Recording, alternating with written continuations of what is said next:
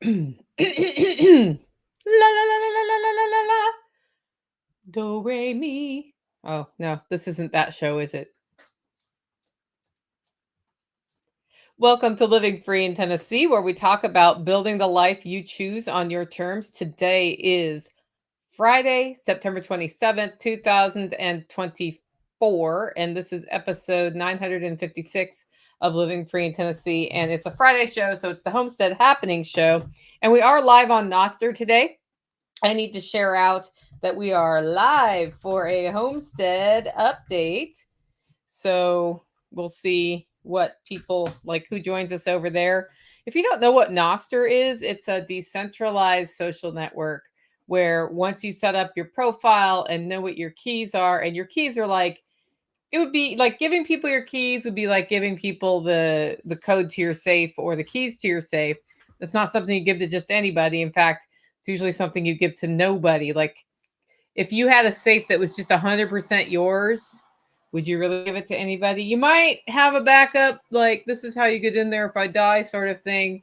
But that's the deal with Nostr, and I love it because it does what we always talked about on Unloose the Goose, which is decentralizes control of your social interactions on the internet. And that means you can talk to people and share pictures and shoot the crap or whatever, and then you end up with all of that in one place, and you can access, so like picture all of your social interactions are in a room in a house, and then on your phone or on your computer you have an app, and that app opens a little window into the house to see what's going on, or through which you can like jump or whatever and come in and out. What's cool about that is that you can close one window and open another window. So if the person or a company that develops an app for your phone gets all Nazi about controlling speech and is like, we're not going to let, people who talk about Self-Reliance Festival talk on Noster through our app, you can be like, sod off, I'm going to go to this other app. And anybody else who doesn't like that can go to the other app too. That would be like way harder to do than the story I just told, but it's just really cool. And I had been on Noster about a year ago, and due to a number of device meltdowns, was not on there for a while. And the reason is that I had more important things to focus on than social networking of any kind once I had that meltdown, and I just focused on getting shows out and that sort of thing. So anyway, that's Noster. If you want to check it out, I'm going to see if I can get Brian from the Lots Project on in a couple of weeks to just talk about it, because he's been like all in on Noster for a while. So it's kind of cool. But the neat thing is I have video streaming over there that if I get this episode pulled off YouTube, you can go over there and see it. And it's better than Rumble. You know why? Because nobody owns Noster. Noster is not owned. I see that we're going to be joined by the Tactical Redneck today. Tactical, why are you late? I'm also sopping wet. Why are you late and sopping wet? I almost forgot to let the ducks out and then realized the pond was busting at the seam because the pipes are clogged up. Oh no, what'd you do about that? I had to pull some sticks out. His pants are not wet. My pants are damp but not wet. My hair was dripping. Okay. So did your pond fail? No. It's just the overflow pipes had a bunch of sticks blocking, and one of them had sticks wedged in there because I haven't gotten any type of like screening. Okay, so we've had over 4 inches of rain today, guys. And my question is this: every time we get more than 4 inches of rain, are you going to have to go clean sticks out of the pond? Until I get a permanent solution in place. We need a weir or something. You got to do something. I just haven't gotten around to it. Yeah. Why haven't you gotten around to it in your spare time? Yeah. You're not going to answer me? Much for a rant do you want? Preferably not too many F-bombs today. Anyway, it's a Homestead Happening show. Hello, Homestead Medical and Pack Rat. Welcome. Hey, guys, on Noster, you can comment, and I do have it up over here to see, too, if you want to say something. Sometimes my little viewer thing just gives me your Noster address and doesn't tell me who you are, and I find out after the show that I actually knew you, which is kind of fun. It's a Homestead Happening show, so we're going to talk about really cool stuff on the homestead. A lot of it centers around being thankful for rain this week, which is not a big surprise. I'm also going to talk about getting ready to be gone because Self-Reliance Festival is next week. If you got any questions about Self-Reliance Festival or anything else, just throw them in the chat and we'll work them into the show as best we can. If you're new to the live stream, we talk about just an update on the Holler Homestead every Friday.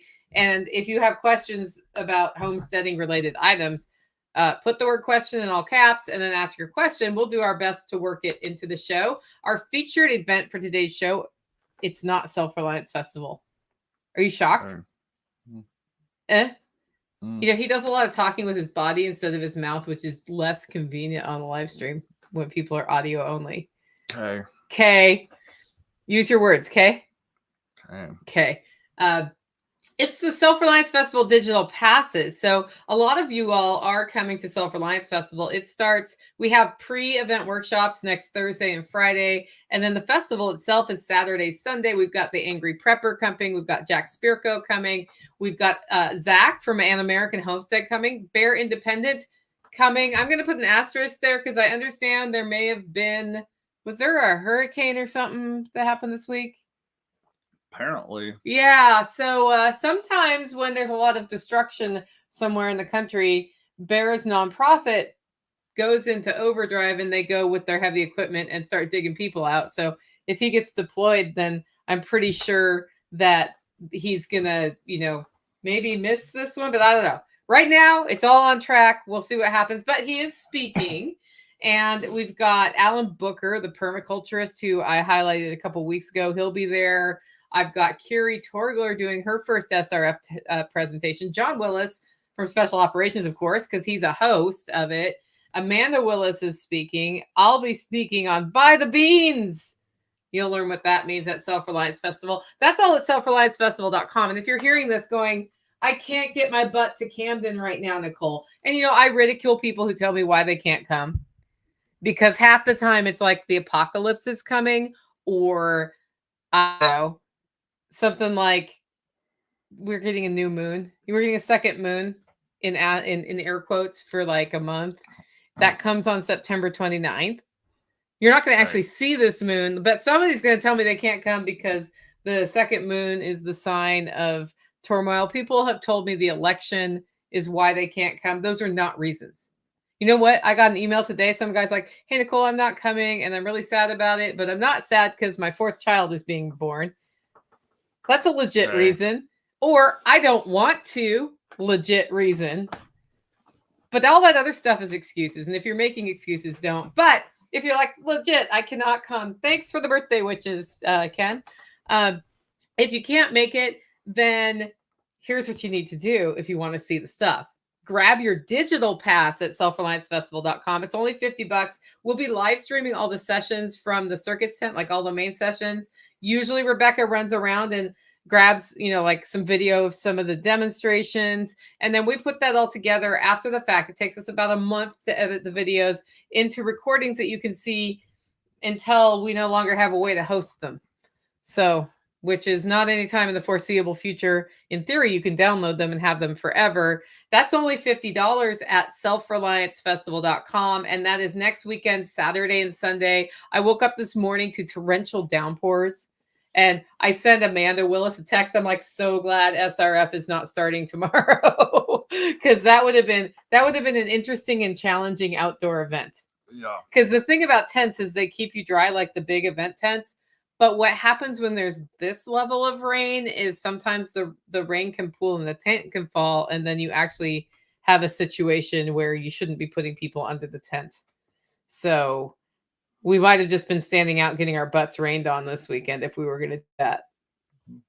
Maybe. It would have been like one for the record for sure.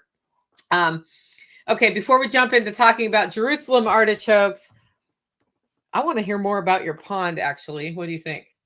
We have new babies on the homestead. These ones are still alive, unlike the last babies that were born and the mom didn't take care of them. Yeah. So we got new babies on the farm, a whole bunch of other cool stuff going on here. I want to thank Agris Tax Advice, Matthew Sursley, who's a sponsor of the show. AgrisTaxAdvice.com is his website, and you can go there to learn more about what he does. But what he does is look at your financial organization and how you're set up, analyzes that, and then works with you to find the best structure for your business, right? So that you can take advantage of the tax code and write off as much as possible, so you keep more of your money in your pocket. In fact, one time I heard him on an interview say it's your patriotic duty to invest time to figure out how to keep your money in your pockets. It's all perfectly legal. Check it out, agoristaxadvice.com. Our second sponsor of today's show is Discount Mylar Bags. Toby from Discount Mylar Bags is really great at sourcing things in bulk and passing on the savings to you. You can find out all about what they have to offer as far as food preservation and food storage over at discountmylarbags.com. And if you just want to go read about how to best store food, go there, look on the upper right-hand corner of his website. He has a few articles written that might change how you think about storing large amounts of things for long term. I've got a question in. Homestead Medical says, how many inserts do I need to make for the speaker packets? Well, we'll talk about that after the fact. Shoot me an email about that, and we can clarify what you mean by inserts for the speaker packet. I want to make sure I understand what you're talking about there. So we'll hit that later. Okay. Have you seen the Jerusalem artichokes blooming? No. He has. He just doesn't know it. So there's a sunflower-like flower that's yellow that's popped out recently. He's going, okay, because I see that all the time. But the Jerusalem artichokes are blooming all over the holler. And this is my annual time of year to share the following story with you.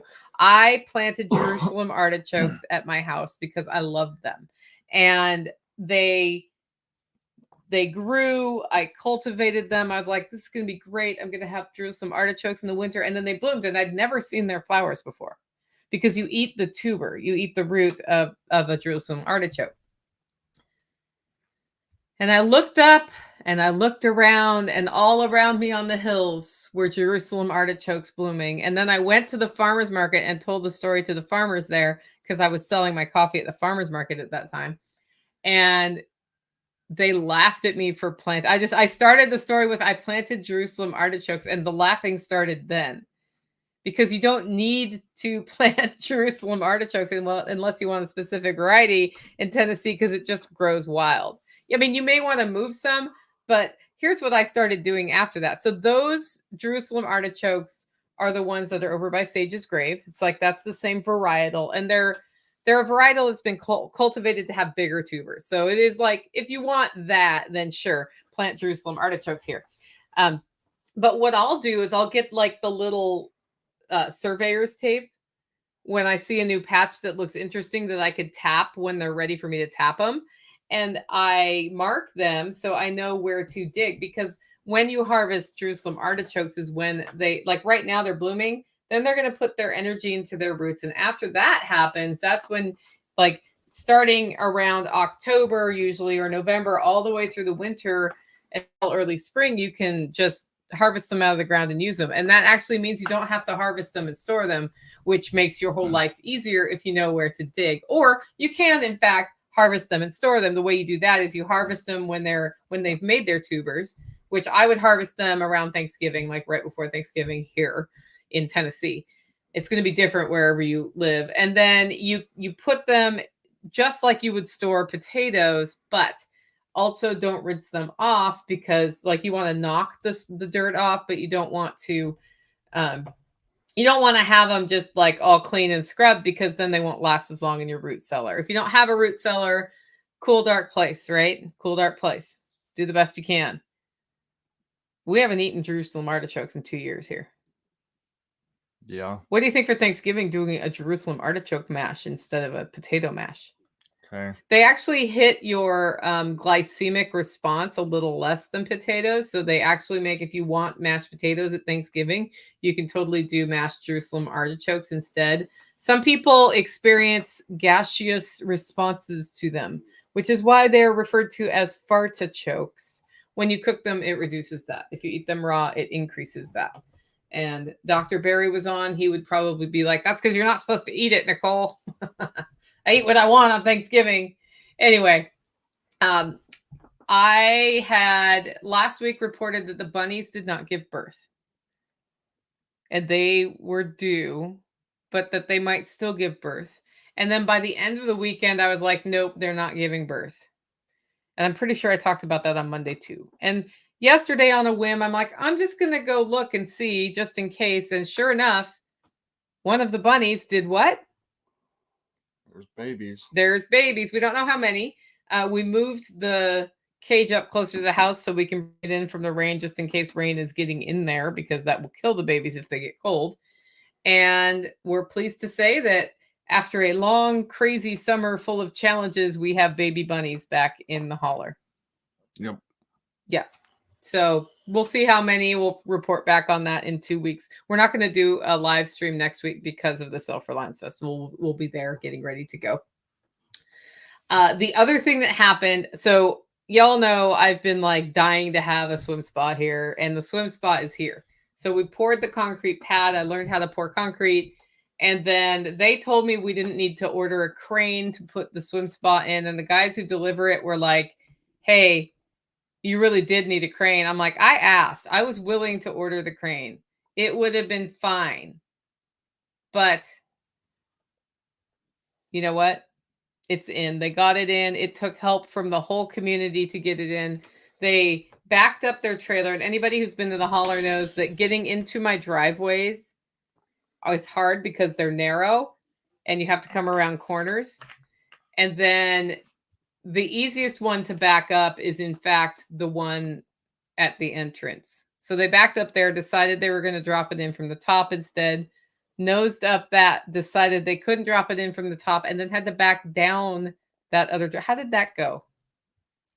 I'm assuming it went fine. I did not walk down for that, but that's not like, most people would probably have a hard time backing out that without a trailer, much less with whatever that was, a 24-foot trailer. 24-foot trailer and a Ford F-250 backed a swim spa on the trailer all the way out, the hardest driveway to back out of, around the 2 dead cars in that wash area.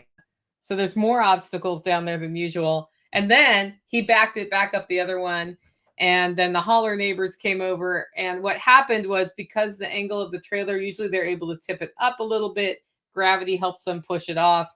We had to push it uphill. And it weighs like, what, 3,000 pounds or so? I think they said 2,100. 2,100 pounds. And so I was way off by 1,000. What's 1,000 pounds? And so we all pushed, and they got it in place without breaking anything. It does not have water in it. It does not have power to it. Hopefully, while I'm at Self-Reliance Festival, we will get power to it, and then I can set it up when I get back. So that's been a long time in coming. That has been a 1.5-year project, basically, to get that going. And we are now in the phase of BS and AS projects. That was a BS project. An AS project is getting the Self-Reliance Festival set up. Do you want to tell them what BS and AS means? You can tell them, that's your terminology. Yeah, BS is before Self-Reliance Festival, and AS is after Self-Reliance Festival. So that's all happening. The Rams are kind of, would you say they're settled in here? Yeah. Yeah. And what does that mean other than yeah? I mean, it's always been problematic having the sheep over here. They started over here originally, but they kind of settled in the pasture, so the pasture is home. And so you bring them over here, and the first thing they want to do is go back to where they came from, on top of the fact that these just got separated from mom. So that's an extra contributing factor. You throw in the fact that the girls are, there's at least 1 out of 11 girls that's in heat. So that's another factor of them wanting to go back to the pasture. So far, there's been 1 that skipped the fence. And I think that was because the grass was greener on the other side of the fence. And that has not happened since. Yeah, he skipped the fence, and unlike other fence skippers, did not beeline straight back to the pasture. Well, he also was like, I skipped the fence. I want this crap. How do I get back in there? Crap. He wanted back in. Yeah. He was like, what have I done? So I wonder how he skips the fence. I don't know. He hasn't skipped the fence since. No. So that's good. Hopefully they keep doing that. It's actually getting close to time to process at least 4 of those 5 rams. Yeah. So yeah, we have a canine visitor here on the live stream. Hello, Chestnut. She apparently had to come in and say hello. So that's because she didn't get her breakfast yet. Yeah, that's what's going on there. So that's good. We actually were planning to process all 5 rams, but one of them's really pretty. And he can only not pair with his mother, Brunhilde. So are we keeping him, do you think? Do you want to keep him? What do you want to do about that? What I am considering doing right now is letting him breed with everybody but Brunhilde, and then he can go somewhere not here. So if you're looking for a really beautiful St. Croix ram, we may have one after we're done running him with the lady sheep this fall. And hopefully he is successful in breeding them. That's the only thing. Yeah. So because that would be a very spare year next year if we don't get success in that. I don't know. So that's what we're considering. He is 7 months old, which technically that's when they're able to breed, but it could take him longer. He looks pretty healthy though.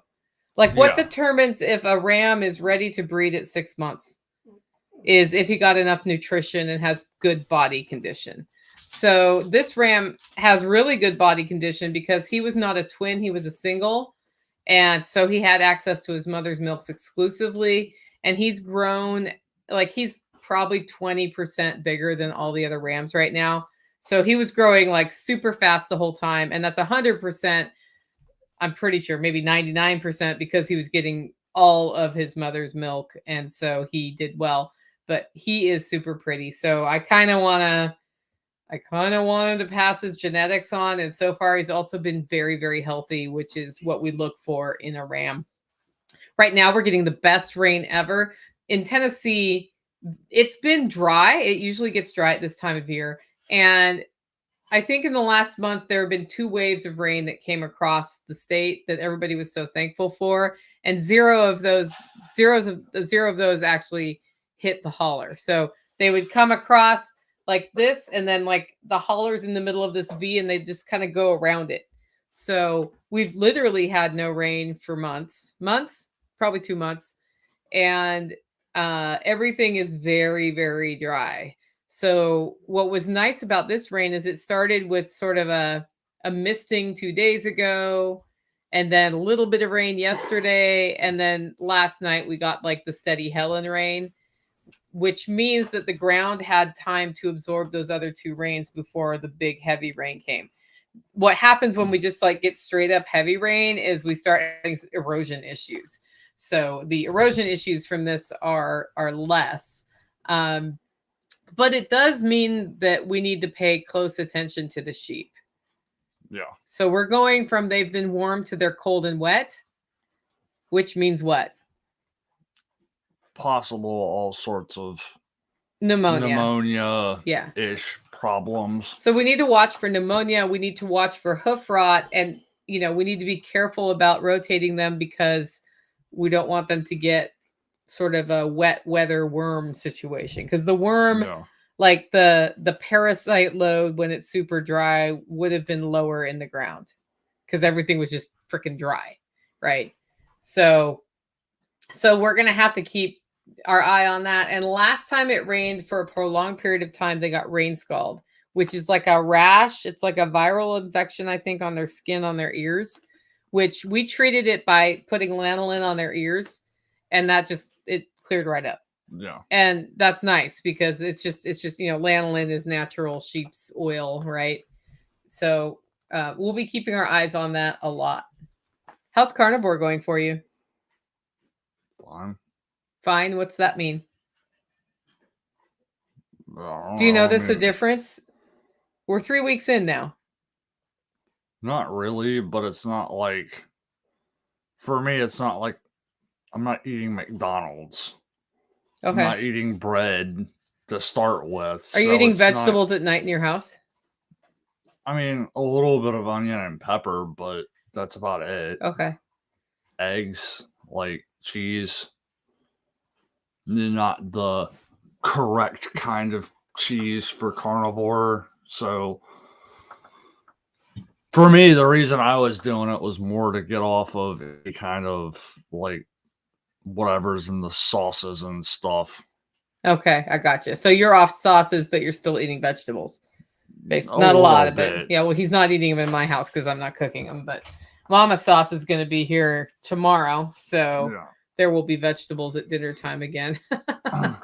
So I had like a crazy headache, migraine, not feeling well thing happen last week, which could have been the carnivore flu, or it could have been, I don't know what. I had eaten at a restaurant on Monday, and I'm not sure if something was in the meatloaf, but I'm pretty sure it wasn't 100% meat. So Tuesday was when it hit me. So I do wonder if it was just like there were pickles in that meatloaf for sure. And then there was probably wheat in there. I was pretending that most people don't put breadcrumbs in their meatloaf. So uh, that may have just been a punch in the nose for me. But yeah, that really threw me for a loop. Other than that, I over last weekend, I got my energy back that's been so low for so many months. And that was cool.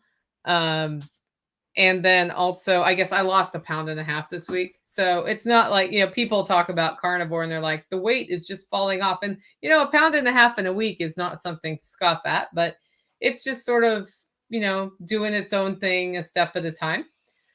We have ducks. So it is now September 27th.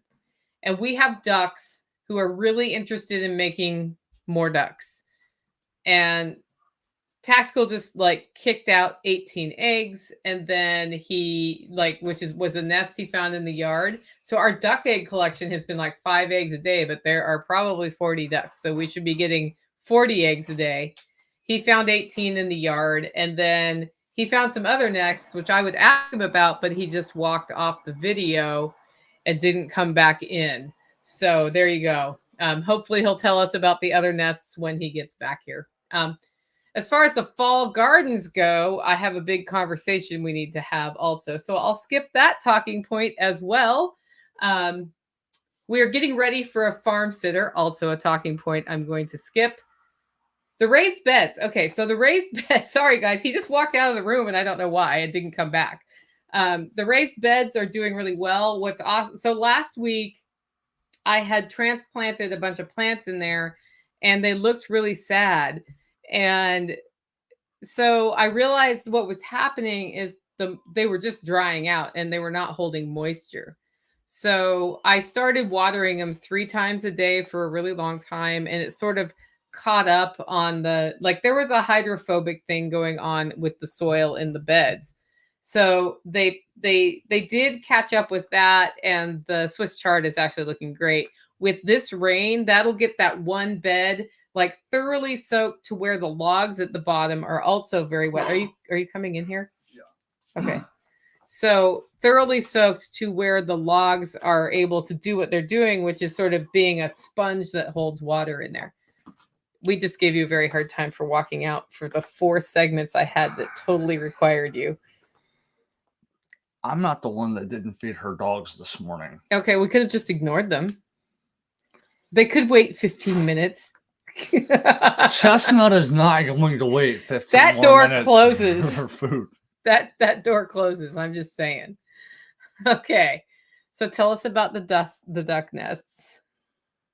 Well, there was the one that I pulled 18 eggs out of, which is 18 eggs that didn't end up in the kitchen. And there was another one that I knew this duck was setting somewhere on the other side of the pond, and I walked along there 2 or 3 times to try to figure out where she was at and hadn't seen anything. And then for whatever reason, I went across there last night and spooked her. I didn't see her, so she spooked me a little bit. And she went straight into the pond. And I looked down and there's a nest with 5 eggs. And it was like, I can look without even bending down and just tell that at least 3 of those look like they're about ready to hatch. Like the eggs looked dark inside, like Khaki black. Campbell or Yeah, it's khaki. okay. Well, if they hatch, which this weather makes that into an if, not when. Because like all sorts of stuff can go wrong because of the level of rain happening now. Although they're ducks, they get wet. Yeah. But as long as she takes care of the eggs, what we need to do is put her somewhere with her babies to raise them up for a certain amount of time before they go out in the real world. Yeah. So we're going to need to get the chicken tractor back over here if that happens, which is super fun. Yeah. And then get it set up for ducks somewhere. Do you have an idea where you want to put that? Nope. How about that bottom pasture where the sheep just were? Is that too far away to deal with?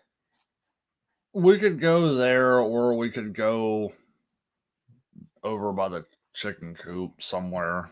Yeah, I just feel like the ground there won't be like super muddy. Well, that's why I was saying over by the chicken coop, is it wouldn't be muddy over there. It's one of the best patches of grass right now. Cool. So I guess we may be getting winter khaki camels. I used to order ducks to arrive in August, so this is a month later than I would do. And they would just be ready for winter as winter was setting in.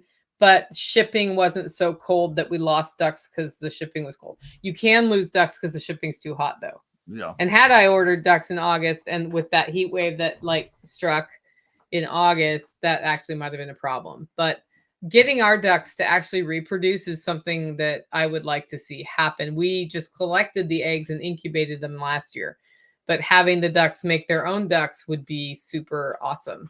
And what happens is the Muscovies set eggs, but the khaki Campbells get their eggs under the Muscovies. And then because they have 2 different incubation times, the khakis hatch, the Muscovies don't hatch. And then there's usually like 1 duck and a mom. 1 duck and a mom is not good math. Yeah. 3 ducks and a mom, not bad. 1 duck and a mom, it's like you're just asking for trouble. But what I've noticed about poultry here is I think because we're just sort of open and like we're free ranging, there's not really contained space for them. They just get exposed to so much more predation that it's hard to keep them going. So Yeah. it'll be a great experiment to see if we can keep them separated long enough for ducks to happen, assuming those eggs actually hatch. So they'll probably hatch while both of us are gone at Self-Reliance Festival. Actually, if they're black, they're probably going to hatch this weekend. Maybe. That'd be and why did ducks always hatch on the weekend? I don't know. It's like they know it's Saturday and Sunday or something. I don't know. Like we have nothing to do with it, but we get a lot of weekend poultry hatches. It's just the way it is. There's something that Tactical and I need to work out, which is why I skipped this talking point while you weren't here. It is time to prepare the garden beds for the garlic because we are garlic independent here. And remaining garlic independent requires putting garlic in the ground where you're not going to put a building. So where are you thinking garlic might go? Because it's not going in the raised beds. No, I'm still thinking it would be all the raised beds. It wouldn't be good. I'm still thinking you go behind the shed. Okay. That old garlic plot. Okay. The one we did 2 years ago. Yeah, something like that. How messed up is that with like stuff? Really. Like it had a lot of bodock in it. I mean, there's some weeds in there, but I actually looked at it last night when I went to put the goats to bed. I mean, the soil's really good there. Does not look like it would be hard to clear that. That's the soil we should be taking soil organisms from for the new garden, by the way, is that spot. Yeah. That's the best spot. Okay, so you're sure that we're not going to pour a concrete pad there? It's going to take a lot of excavator work to pour a pad there. Okay. And it's not the most ideal location if you ever want to be able to pull a vehicle up to or into that building. So when you talk about the placement of a Zone 1 kitchen garden, you would think I would put garlic near the kitchen where I could just go run and get garlic. And I will. I'll put some elephant garlic out in the food forest area, which is near the kitchen garden now. And, well, I guess it's the orchard technically. And I will probably put some elephant garlic in some of the raised beds, just like on a corner. Elephant garlic in Tennessee is perennial. So that's the kind of garlic you can just go pick. However, at different times of year, it has different parts that are useful for cooking. And what I do is I grow a lot of varieties of garlic, and that's the stuff I dry the outer husk for and store for using quote unquote fresh garlic all winter long. Um, our harvest last year was not as big as usual. So most of what I harvested is going back in the ground. We'll have enough for the winter, but not enough that I'm going to have powdered garlic for sale. Yeah. Which I probably will again next year. And that's because I planted it late. I think I planted it around Christmas, maybe. I don't think it was that late, but it was. It was after Thanksgiving. It was not on Thanksgiving. It was like well into December. The only reason I even remember that was I listened to you complain for weeks about not getting the garlic planted yet. Yeah, it was not good. Packrat says hopscotching your plantings around possible future construction projects is a very familiar hurdle. Yeah, and the garlic takes up enough space that I'm not just going to put it in a raised bed because I want to have garlic. I don't want to have a little bit of garlic. And when people are like, "Wow, I got 5 things of garlic," I'm like, "That's cute." Yeah, I mean, I will put 50 is a good number for me. Like 50 is not bad. I put it in a lot of containers, mostly for pest deterrents, but then it also byproduct of that is garlic chives. Yeah, and I absolutely do interplant it for the same reason. That's why I'm like, it will get scattered around. I usually use the elephant garlic for that, which is technically not garlic. It's in the onion family. Okay. But whatever. Because it tastes like garlic and it comes back, and the other stuff doesn't usually. Although sometimes, like after I've harvested garlic somewhere, I'm like, oh, the music garlic finally grew there 2 years later. It just like makes itself known. The elephant garlic, when you like, if you dig it all the way up, you'll find these little, not even dime size, like half the size of a dime, just these little elephant garlic bulbs, and I'll usually take those and just stick them places. Oh yeah, the little bulb, the little offshoot bulbs that are bumps on the outside of the clove. Yeah, they're like the size of a pencil. Those will grow a plant. They just won't grow a big elephant garlic plant the next year. Yeah. But eventually they turn into elephant garlic, just like what they are. So okay, what are you doing to get ready for the farm sitter? We have a farm sitter coming in to stay here while we're at SRF. My biggest, not really doing much of anything right now. That'll all be closer to time, making sure that, feed is topped up for everybody, so forth and so on. But the only other thing is trying to time stuff for the sheep and plan to have them in a place, mostly the girls, in a place that's going to be a little bit more accessible for the farm sitter, because where they would be right now, if it wasn't for Self-Reliance Festival this week and next week, they would be at the absolute top of the hill, like the top 2 paddocks, which is really hard to get to with 10 gallons of water on the back of your 4-wheeler. Yeah, it's really beneficial if you know the terrain and you're taking a 4-wheeler up. When are we just going to put a rope tow in on the pasture so we can just send stuff up on the rope tow? If I ever buy it, I'll consider that. It's not an out of the question idea, because we'd probably cut some roads too, I would assume, if we owned it. There would be a lot of excavator work over there. I think about Joel Salatin's webinar that he did with us with our membership, and how he talked about the first thing he does when he leases land is puts fencing and water. Like he buries water, but I bet they do access too, because access makes a huge difference.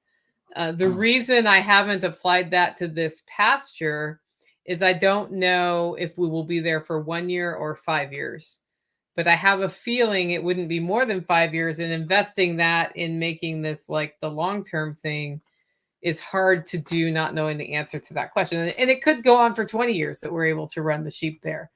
But we just, like, the property owner doesn't know what he wants to do with the property long term. And so until he decides what he wants to do with it. I mean, and like people can change their mind, guys, but until they know, it doesn't make sense to do any kind. And if I needed to cut in access, I'd have to get permission, which may or may not be given for that. And that's the thing is like Joel Salatin puts in water first. I would not even consider putting water in first over there because at some point in time, I would be taking an excavator, possibly a bulldozer, and cutting some level stripes going all the way across the entire pasture because of the way the water flows down that hill. And then you put in water. Basically there'd basically be a speed bump for water going down the hill. It's the same. It's similar to what I've done behind her house. Is there's the county road, which is just an old dirt road with massive erosion problems, and I piled a bunch of rocks going across the road and threw some dirt on that, and it slowed the water down enough that there's actually stuff growing there now, and the erosion problems have mostly stopped, and probably by next year that's going to start turning into a decent area. So I would be doing the same thing on a very much larger scale in that pasture, but it's pointless to put water in until you get that done. Okay, so Beth Emily has a question. I heard elephant garlic isn't as nutritious. Oh, and by the way, Beth Emily did a really good job of asking her question. So A, I can understand the question. And B, she wrote the word question in all caps, so I knew she wanted me to see it. Okay, I heard elephant garlic isn't as nutritious or medicinal as other varieties. Is that true? I think the issue isn't that it isn't as nutritious. It's different nutritious. That's why I keep saying it's not really garlic. And so it's not going to have the same medicinal impacts as garlic because it's a different family of plants. So if what you're trying to do is use garlic as, and antimicrobial, use use varieties of garlic that are garlic, like music or chestnut, or like right now you can buy all sorts of interesting heirloom varieties, and they do have different flavor profiles. I've done some pairings with them, but the elephant garlic will not do all of the same things because it's in a different family. So that makes sense to me, but I wouldn't say it's not as nutritious. It's just different nutritious. It's probably how I'd think. Like broccoli isn't more nutritious than squash. It's just got different nutrition than squash. Yeah. So that's sort of the same way I think about that. Now, this is me guessing. I haven't gone and decided like this is how I empirically prove something is more nutritious than something else and then do that. I'd be able to give a value judgment had I done that. But yeah, it is probably important to know that elephant garlic is not garlic if you're using it for medicinal reasons. So the Eversoles found their dream property. Isn't that cool? Yep. And their dream property is what, like 2 hours from here? I think it's like an hour and a half. Hour and a half, 2 hours from here. And what they have is bare land to build on. And what I know is the Eversoles have been at a lot of GSD weekends helping other people in our network. Yep. A lot. So you guys won't be surprised to hear that there's going to be a GSD weekend for the Eversoles. They're at a point now where it's not quite time to schedule it because they need to time some infrastructure being done before the big help weekend is needed. So once we know the timing of that, we're going to put out the information on a GSD weekend to give them a boost on getting their house built or started built so that they can start living on their property sometime in the near future. It's really kind of fun to watch them go through that process of like, okay, so now we have land. And now we can do all the things we ever wanted to do as far as like experiment with this building style or that building style. So, and figure out where placement goes. Because when you have raw land, you're like, where is my zone 0 and my zone 1 and my zone 2 and all of those things. So Yeah. I haven't been out to their land yet. I expect to get out there shortly after SRF and check it out. And then I may have a better picture of what's going on, but stay tuned for that. I'm expecting it'll happen in October or November. That it'll be time for multiple hands. And it's probably things along the lines of erecting walls or putting a roof on. There might be some underbrush cleanup from some trees that were taken down, that sort of thing. And we'll keep you in the loop on that one. Tactical told me to give a bathroom update this week. Why'd you say that? There was progress. There was progress. So the shower is almost done. The grout has been sealed, and the only thing left is to hang like the handle and the shower like thing, like the actual shower, which is a super easy thing to do in almost all cases of building showers, right? Yeah.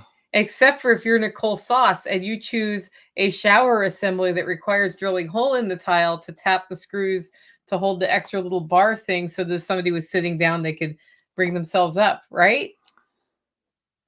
I mean, I will say the tile does seem to be really good quality tile. I chose really good quality tile, Tactical. The only time I can think of that I've tried to drill through something that dense that did not want to be drilled through was a concrete hangar built in the 1950s. Okay, so there's been some time invested in drilling holes into this tile, which is super. And when my friend was laying the tile, he was grumbling. He's like, "Well, it's good. I'm glad you're putting good quality tile in, Nicole," which is code for this is not cutting well and it's frustrating me. He never said that to me though. Yeah. But I'm sure it was. And I know he was like, "Man, I've got to go home and rest from this." I was like, "What is going on?" Because I've never had trouble. The only time I've had trouble cutting tile is when the blade is dull. I was like, "Is your blade dull? Like, do we need to get a new blade?" He's like, "No, this tile is just really, really hard to cut." Yeah. I mean, at and least... I was like, "Oh, okay." I was like thinking in my head, it was like a little harder than most tile. And then I watched him try to drill holes in it. So what have you done to drill the hole? I started by just taking a masonry bit and trying to drill a hole, and that was never going to work. So I wound up getting a small divot with a burr grinding bit on a Dremel, and then swapped to a different burr grinding bit on the Dremel and got an actual divot into the tile, which gave me something to lock the bit in place. And then so far, I think I've gotten the entire bit maybe an 1/8 of an inch into one of the holes. At least I haven't had You're to start... halfway there. No. I'm like... An 1/8 of an inch is half of the... They're about a 1/4 inch. Or are they half an inch thick? I think they're about a 1/4 inch thick, aren't they? I don't know. Okay. It might be... It's probably a little more than that. It's not that deep into it. The only bright side is I haven't had to stop and sharpen drill bits. The only time I've run into something like this before, it was literally a situation where we had 3 bits. One person drilled while the other person sharpened bits. Well, we only have a deadline of tomorrow. So we're going to make that, right? Might be putting a different shower head on there temporarily. We could actually do that if we had to. Yeah. But because the handle thing doesn't require drilling. It's just the bar head slidey spa tool thing does. Or you're going to wind up with a very interesting amount of duct tape that you're going to have to peel all the sticky stuff off of the wall. I do have other shower heads around. I have a really nice one that lights up when water goes through it. It's a hand wand one, but it would just hang there. Okay. Anyway, luckily the grout is sealed. I've had 2 coats of grout seal on there, so that's ready to go. Other than that, when I asked Tactical what he wanted to tell y'all today, he said, be prepared for the unexpected on a homestead. And I think that's absolutely true. I think that's why a lot of us don't leave our homesteads, because if something's going to go wrong, it's when you're not there. And so going away for days at a time is really hard, which is why we arrange for homestead sitters when we're here, because things go wrong, in particular during the day, because the animals are awake. And then you're like, how did that even, like, how did I end up where I am today? You know what I mean? Yeah. Yeah. So you had an unexpected thing happen with your car. Yeah. What happened with your car?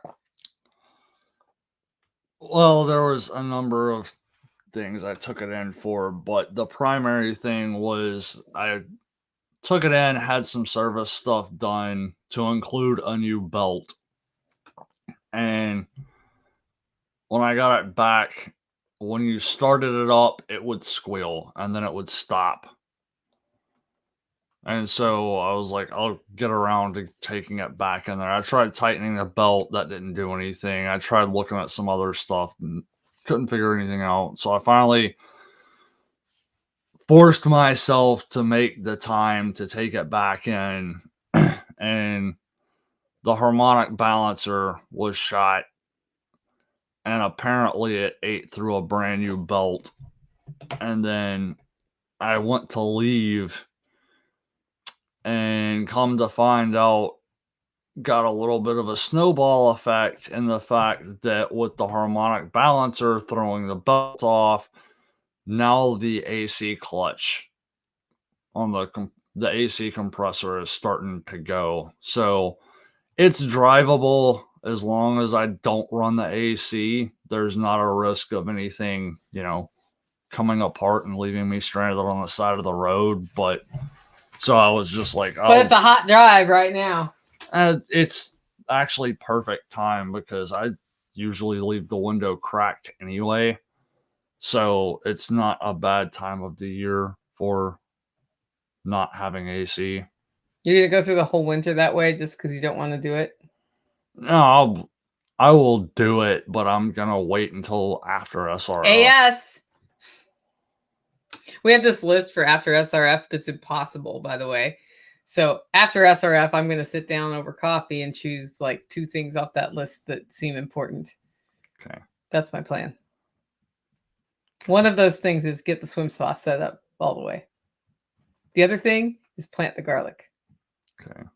Yeah. Because the garlic shall go in this year on time. No, really this time. Okay. The year before last, I got it in on time.